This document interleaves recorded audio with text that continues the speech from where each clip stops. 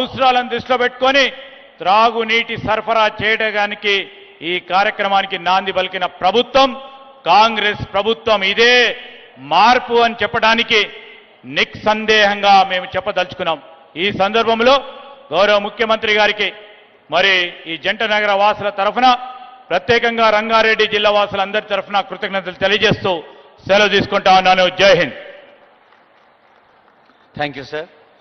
దినదిన ప్రవర్ధమానమవుతున్న మన మహానగర ప్రజల అవసరాలు ఎప్పటికప్పుడు మదింపు చేస్తూ వేగంగా పని యాగంగా సాగుతున్న ముఖ్య అతిథి ఆనరబుల్ సీఎం గారి సందేశం మనందరి కరతాళ ధ్వనుల మధ్య.